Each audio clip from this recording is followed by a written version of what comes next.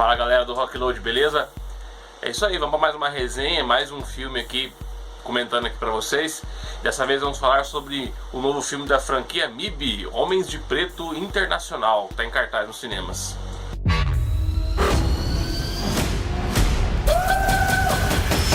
E lembrando vocês que não tem spoilers, beleza? Podem ficar tranquilos, não vai haver nenhum spoiler desse filme novo e nem dos filmes anteriores.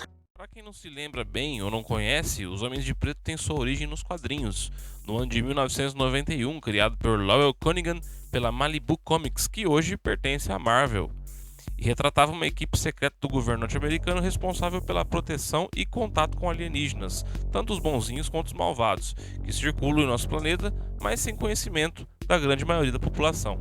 Em 1997, a Columbia Pictures viu o potencial da história e decidiu adaptá-la para os cinemas, chamando para a direção Barry Sonnenfeld, diretor dos dois filmes da família Addams, para contar a história de Jay, vivido pelo Will Smith, um policial de Nova York que acaba se envolvendo com a MIB e sendo recrutado pelo agente Kay, interpretado pelo Tommy Lee Jones, formando ali uma dupla um tanto inusitada devido aos comportamentos opostos de cada um para enfrentar um ser alienígena disposto a dominar a Terra. Sucesso de crítica e bilheteria, o filme rendeu mais de 500 milhões de dólares pelo mundo e consolidou de vez a fama de Will Smith, vindo do sucesso da série de TV Um Maluco no Pedaço e do filme Independence Day. Hollywood é Hollywood, então era só uma questão de tempo para que os produtores quisessem revisitar o sucesso de 97. Sendo assim, em 2002, chegou aos cinemas Homens de Preto 2, em uma trama trazendo de volta os personagens originais, com exceção da Linda Fiorentino, colocando Jay em uma trama onde precisa trazer o antigo amigo Kay de volta de sua aposentadoria para enfrentar uma alienígena misteriosa que está atrás de algum artefato que vai destruir o mundo ou dominá-lo. Como já deu para notar, as ameaças são sempre essas. Embora o clima de comédia seja muito bem inserido, principalmente no primeiro filme, isso não segura a história desse segundo filme, com vilões, situações mais banais e um uso excessivo de efeitos digitais um pouco convincentes. Mesmo sendo mal recebido pela crítica, o Homem de Preto 2 conseguiu o suficiente para que 10 anos depois tivéssemos mais uma continuação. Em 2012, os Homens de Preto retornam para o seu terceiro filme, trazendo uma trama onde o Jay de Will Smith precisa voltar no tempo para encontrar a versão jovem do Kay de Tommy Lee Jones, vivida aqui por Josh Brolin, passando no ano de 1969, onde eles precisam eliminar um alienígena perigoso que causará uma destruição grande no futuro. Melhor que o segundo filme, mas ainda assim sem atingir o bom resultado do primeiro, este terceiro longa da franquia diverte, mas talvez não justifique a continuidade da série. E chegamos a 2019 para o quarto filme, desta vez sem os personagens de Will Smith e Tommy Lee Jones. A trama nos apresenta ao agente H, vivido por Chris Hemsworth, que trabalha para Homens de Preto de Londres, para onde a novata agente M, da Tessa Thompson, é enviada para ajudar numa missão que envolve a aquisição de uma super arma alienígena pelos perigosos seres da Colmeia, dispostos a usarem esse tal dispositivo para destruir o mundo. A coisa fica mais tensa quando surge a suspeita de que um agente da MIB é um traidor, cooperando para os objetivos dos seres da Colmeia. Bom, como dá para notar, é visível que as tramas são muito parecidas, né? Ameaça, o vilão sempre é do mesmo tipo e tal, né? Isso não é um problema, desde que haja elementos, características que superem isso, né? Por exemplo, a química entre os atores, a dinâmica entre os atores, que era uma coisa muito legal lá no primeiro filme, né, com o Tommy Lee Jones e o Will Smith. Era perfeito, né? A verve cômica dos dois dava muito certo. Nesse novo filme isso não existe. Esse é o maior problema do filme. Ele tem vários outros problemas, mas esse é o que pega mesmo, é esse. Porque o Chris Hemsworth, ele está se mostrando um ator apático, um ator inexpressivo, muito limitado, né? A verve cômica dele no Thor, lá por exemplo, nos Vingadores, funcionava muito bem, mas aqui nesse MIB realmente ela falha muito, porque a composição do agente H dele é realmente de um James Bond bobalhão, né?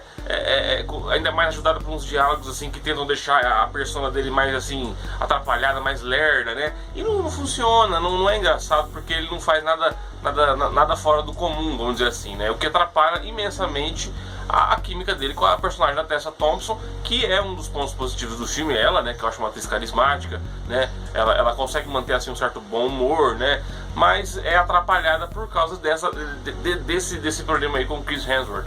Aliás, o fato do humor, né, eu sempre digo que o humor em filmes é uma coisa mais difícil de ser construída do que emoção, drama, né? É mais fácil você chorar de emoção do que às vezes rir realmente do que está acontecendo na trama. E nesse filme a gente ri muito pouco.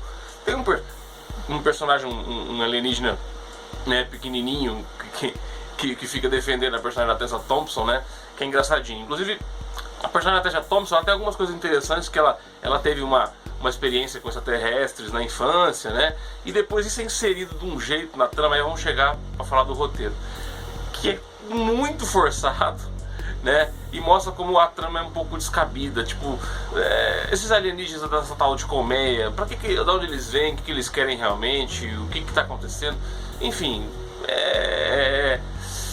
nem como uma desculpa de que é uma ficção científica de comédia, essas coisas são como soluções boas, né? E ainda tem desperdício, né, de outros integrantes do elenco, como a Rebecca Ferguson, que parece uma alienígena que tem 3 braços, né? E principalmente, né, o que me deixou mais chateado foi o Liam Neeson, que é um personagem assim desenvolvido de um jeito tão esquemático, né? Tão mal aproveitado que revela, na verdade, um pouco que o roteiro é meio... tem aquela síndrome do M. Night Shyamalan, que quer tentar fazer uma surpresa, né? Que acaba sendo uma surpresa, né, na verdade, né? E não ajuda em nada, né? A respeito da parte técnica um pouco do filme, os efeitos são bons no geral, né? São bem feitinhos e tal. Sofre pelo excesso de telas verde, né? Aquele fundo falso, você percebe, né? As criaturas alienígenas são concebidas aqui com um pouco mais de computação gráfica do que nos filmes anteriores, né? Que tinha um pouquinho de efeito prático, algumas coisas, especialmente o primeiro filme eu achava isso melhor, né? O primeiro filme é de 22 anos atrás, né? Mas enfim, nesse novo a gente sente um pouco de falta daquelas criaturas como o cachorrinho, né? Falante, aqueles ETzinhos que parecem uns grilos, que é só esses dois aí, esses dois tipos aí só aparecem rapidamente em umas pontas, né? Os demais que aparecem novos aí não são grande coisa, né? Infelizmente. E certas decisões do pessoal do design de produção às vezes não é muito engraçado, não é muito legal visualmente. Por exemplo, o carro da dupla, né, de agentes, que tem um designer feio, às vezes não dá nem pra você entender direito como é que o carro se transformou numa nave, né? Essas coisas aí o filme infelizmente não tá bem construído também. Acabam não sendo aí boas decisões do diretor F. Gary Gray, que foi o diretor do último filme do Velozes e Furiosos, né? Substituindo aqui o Barry Sonnenfeld, que dirigiu os filmes anteriores. Tem a trilha do Danny Elfman, que resgata, né, o próprio trabalho que ele criou no filme original, que apoia alguns momentos assim de um jeito interessante, né? Familiariza a gente com os filmes anteriores, mas infelizmente é muito pouco para salvar o filme, né? Que carece aí de um protagonista, né, melhor, de personagens melhores, né? Tendo em vista que aquela química que tinha lá com o Tommy Lee Jones e o Will Smith era difícil de ser superada, né? Essa é a verdade. E acaba sendo isso, um mais do mesmo. Né? É melhor a gente rever o filme antigo lá, da saudade do filme antigo, do que embarcar nessa aventura nova aí que só tá aí pra encher o dinheiro, tentar, né, encher o dinheiro os produtores desse filme. 3D caro e inútil, né? 3D não faz diferença nenhuma pra esse filme também, como 99% dos filmes não faz. Mas é isso aí, pessoal, obrigado aí por ter assistido.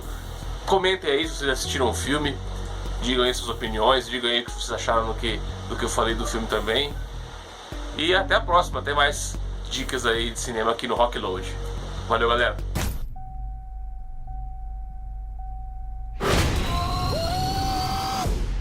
We are the Men in Black.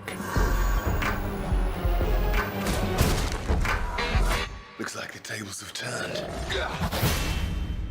That was an incredible